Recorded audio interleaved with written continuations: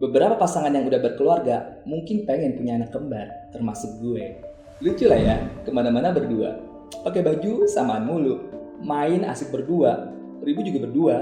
Itu kembar dua, Pak. Gimana kalau kembar lima? Serius, Pak, ini manusia, bukan kucing. Di Indonesia udah ada kok kembar lima. Bayi kembar lima ini berinisial A, I, U, E, O. Mereka lahir dari kedua pasangan Habibi dan Leli Solihati asal Cirebon. Ini kelahiran anak kedua, tapi yang lahir 5. Walaupun jadi banyak kebutuhannya, anak ngebawa keberkahannya masing-masing, Pak. Keluarga ini jadi terkenal. Mereka bahkan punya akun sosmed IG yang aktif dan udah centang biru. Menghasilkan pastinya. Otomatis banyak deh tuh endorse masuk. Sering jadi bintang tamu seminar lah. Keluarga ini juga ngeluarin buku komik komersial. Ini kisah happy ending, tapi nggak seperti yang dialami oleh Olivia Edward, sang suami, dan Eliezer Dion, ibu dari anak kembar 5 di Kanada pada tahun 1934. Ini akan menjadi kisah tragis kembar 5 Dion bersaudara. Eliezer Dion harus rela kehilangan hak asuh anaknya, dan deritanya nggak cuma sampai sini aja, Pak. Ternyata kelima anaknya malah dieksploitasi. Mereka dijadiin semacam objek wisata gitu, Pak. Penasaran sama kisahnya? Bareng gue Jovelani, kita ulas di video berikut ini.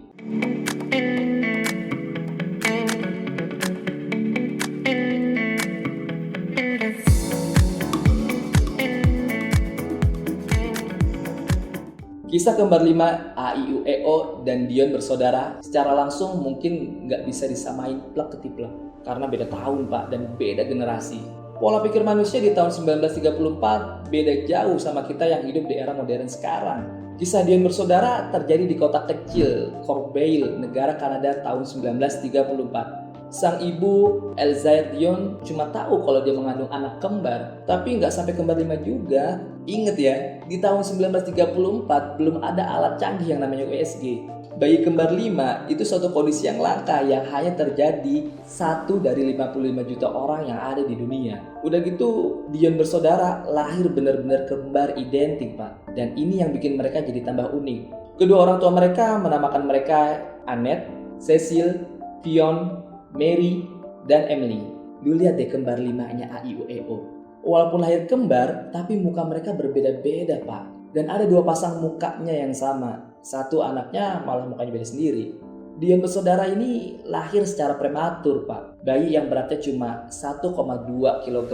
Padahal paling normal tuh sekitar 2,5 kg. Dokter yang membantu dalam persalinan bernama Alan Roy Dafoe. Dia berusaha mati-matian biar anak kembar 5 ini bisa tetap hidup tanpa ada yang meninggal satupun. Alat medis di tahun 1934 masih belum secanggih sekarang, tapi Dr. Dafoe ini mampu untuk merawat 5 bayi itu melewati masa krisisnya. Berita kelahiran ajaib itu pun menyebar ke seluruh penjuru Kanada hingga Amerika. Wartawan dan fotografer berdatangan ke kota kecil itu, diikuti ribuan penonton. Beberapa tetangga nggak suka sama keluarga Dion karena bikin desanya jadi penuh dengan manusia. Ada juga salesman yang datang dan salah satunya nawarin tempat tidur bayi kembar dengan harga $1.000. Perlu diketahui, keluarga Dion ini udah punya 5 anak sebelum si kembar ini lahir. Jadi otomatis anak mereka sekarang tuh ada 10, Pak. Seiring pertumbuhan kelima bayi kembar, kondisi keuangan Dion yang berasal dari keluarga petani miskin ini otomatis makin sulit. Hal ini yang bikin ayah mereka putus asa. Tiba-tiba seorang promotor untuk Chicago World Fair mendekati ayah si kembar 5 ini dan menawarkan sejumlah uang. Selain uang yang besar, mereka juga menawarkan perawatan medis jika quintuplets menghadiri acara megah tersebut. Jika sang ayah mau untuk nampilin bayi-bayi itu dalam pertunjukan mereka di acara megah pada zaman itu. Si ayah pun akhirnya setuju menandatangani perjanjian itu, tapi kemudian dibatalin karena kecaman masyarakat tentang eksploitasi anak. Sang ayah menyesal dan berupaya keluar dari kesepakatan itu. Tapi sayangnya, promotor Chicago Fair ini menolak. Atas saran dari orang terdekatnya, Olivia dan Elzair Dion terpaksa menandatangani perjanjian pengambilan hak asuh anak mereka kepada Palang Merah Ontario.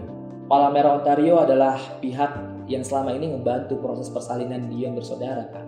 Alih-alih ngejaga Dion bersaudara dari praktek eksploitasi anak, Palang Merah Ontario ini malah sengaja menjadikan mereka sebagai semacam objek wisata.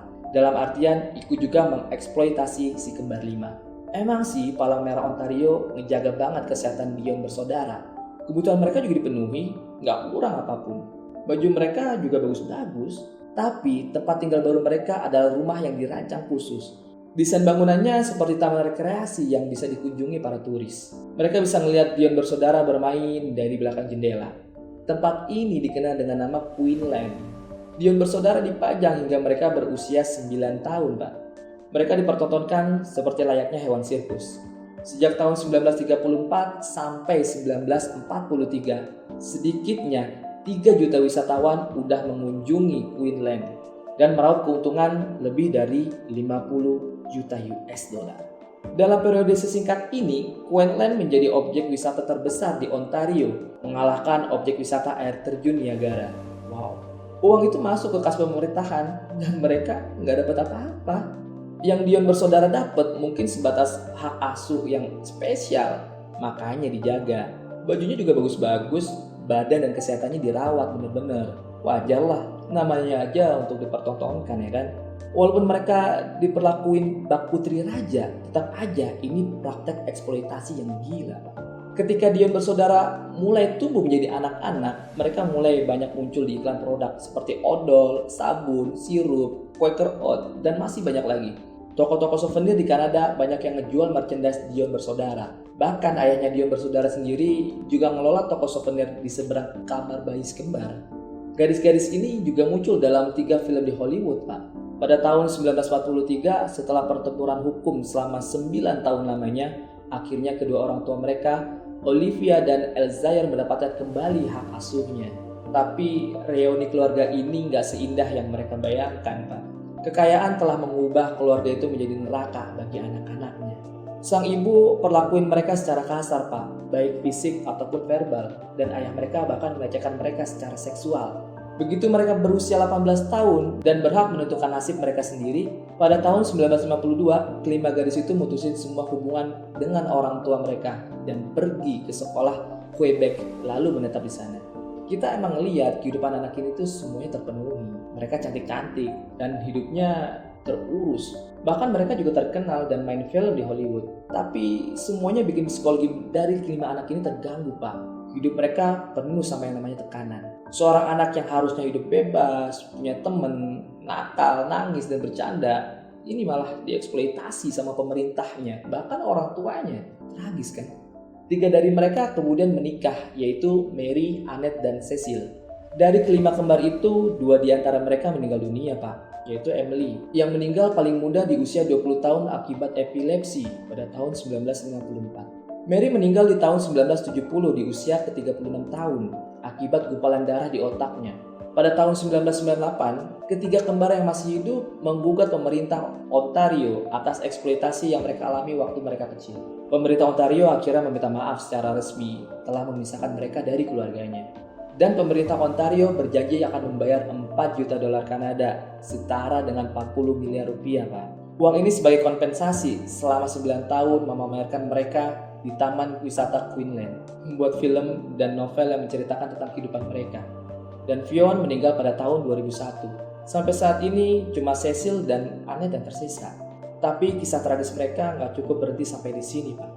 Anak laki-laki Cecil yang bernama Bernard melarikan diri bersama uang kompensasi dan hasil penjualan rumah pemberian pemerintah Ontario. Cecil kini hidup di panti jompo dan Annette pun tidak mampu untuk membantu Cecil dari segi finansial. Jadi begitulah kisah tragis si kembar 5, Dion bersaudara.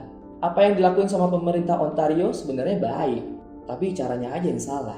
Apa bedanya dengan si kembar AIUEO dan apa bedanya sama si rafatarnya Raffi Ahmad? Sama-sama dapat duit kan dari anak itu.